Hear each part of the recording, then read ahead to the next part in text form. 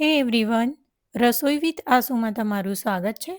આજે આપણે બનાવી રહ્યા છીએ હેલ્ધી પુલાવની રેસીપી. વેજીટેબલ પુલાવ આપણે બનાવી રહ્યા છીએ અને આ પુલાવ તમે 12 મહિના જ્યારે પણ મન થાય ત્યારે અવેલેબલ વેજીટેબલથી બનાવી શકો છો. જે પણ તમને ગમતા શાકભાજી હોય એ યુઝ કરી તમે બનાવી શકો છો. તો તમે જોઈ શકો છો કે કેવો સરસ ખુલ્લો ખુલ્લો પુલાવ બનીને તૈયાર થઈ ગયો છે અને બાળકોને આ પુલાવ ખાવાની બહુ મજા આવતી હોય છે. તો તમે પણ જલ્દીથી આ પુલાવની પૂરી રેસીપી જુઓ અને બનાવવાની ટ્રાય કરજો.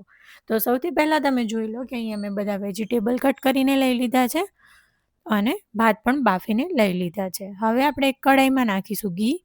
3 થી 4 ચમચી જેટલું ઘી લેવાનું છે.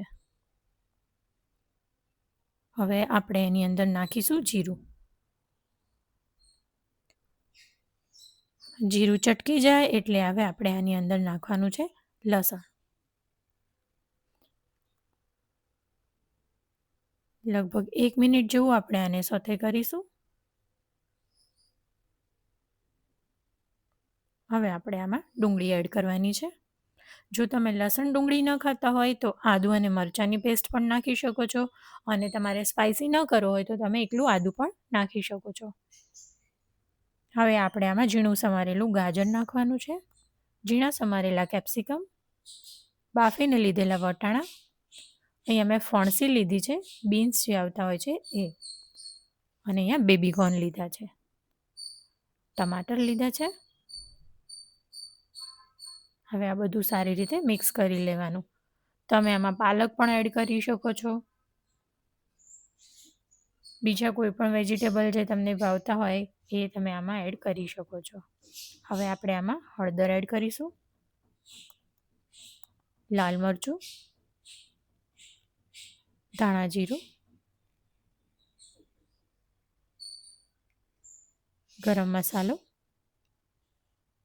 અને સ્વાદ પ્રમાણે મીઠું. હવે મેં અહીંયા ઉપરથી બીજું 2 થી 3 ચમચી જેટલું ઘી એડ કર્યું છે. ઘી ખાવું એ ખૂબ જ સારી વસ્તુ છે, એટલે ઘી તમે વધારે જેટલું યુઝ કરવું હોય એટલું કરી શકો છો. એનાથી હેલ્થને કોઈ નુકસાન થતું નથી. હવે આપણે આને સારી રીતે મિક્સ કરી લઈએ. હવે આપણે આમાં પાણી એડ કરીશું. પાણી એટલું જ એડ કરવાનું કે આપણે જે વેજીટેબલ છે એ 80 to 90% એટલે 80-90% જેટલા આપણા શાકભાજી ચડી જવા જોઈએ. હવે આપણે આને ઢાંકીને 2-3 મિનિટ થવા દઈશું. હજુ પણ આમાં પાણી છે તો 2-3 મિનિટ પછી આપણે આને એક વખત સારી રીતે મિક્સ કરી લઈશું. સંપૂર્ણ પાણી બળી જાય ત્યાં સુધી આપણે અને આપણા 80-90% જેટલા આપણા વેજીટેબલ ચડી જાય ત્યાં સુધી આપણે એને કૂક કરવાનું છે. જો તેમ છતાં પાણી રહેતું હોય શાકભાજી ચડી ગયા પછી પણ, તો આપણે ગેસની ફ્લેમને ફાસ્ટ કરી અને પાણીને બાળી દેવાનું. તો આમાંથી ઘી છૂટવા લાગ્યું છે અને પાણી બધું બળી ગયું છે. અને શાકભાજી જે રીતે ખુલ્લા દેખાય છે એ પ્રમાણે તમે જોઈ શકો છો કે થોડા આપણને પુલાવમાં જે આપણે ખાઈએ તો એનો જે ક્રંચ આવે એ રીતના આપણે શાકભાજી રાખવાના. હવે આપણે એમાં ભાત એડ કરીશું અને આ ઉપરથી કિશમિશ. જો તમને કાજુ ગમતા હોય તો તમે એ વઘારમાં અંદર સાથે જ તમારે એને સોતે કરી લેવાના.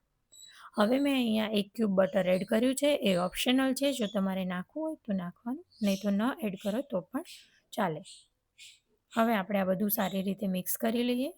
ખાસ યાદ રાખવાનું કે આપણે આમાં ભાત અને વેજીટેબલ બંને 80-90% જેટલા જ પકવવાના છે. એકદમ પાકી જશે તો એ એકદમ ખીચડી જેવું થઈ જશે. તો સારી રીતે મિક્સ કરી લીધા પછી તમે જોઈ શકો છો કે એકદમ ખુલ્લો ખુલ્લો પુલાવ બનીને તૈયાર થઈ ગયો છે. અને નાના બાળકો જ્યારે ટિફિનમાં ઘણી વખત વેજીટેબલને ખાવાનું પસંદ નથી કરતા, પરંતુ જો આ રીતે તમે બનાવીને આપશો તો બાળકો પણ ખૂબ ખુશીથી ખાઈ જશે. બહુ સરસ બનીને તૈયાર થાય છે આ પુલાવ, કેમ કે મારી ડોટરને આ પુલાવ ખૂબ ભાવે છે. તો તમે પણ ટ્રાય કરજો તમારા બાળકો માટે અને ઘરના સભ્યોને પણ ખૂબ પસંદ આવશે. આ જ રીતે આપણે એને ગાર્નિશ કરી લીધું છે. તો તમે પણ આ રેસીપીને બહુ જલ્દીથી બનાવીને ટ્રાય કરો. વિડીયો જો તમને પસંદ આવે તો લાઈક કરો, શેર કરો અને હા, ચેનલને સબસ્ક્રાઈબ કરીને જજો.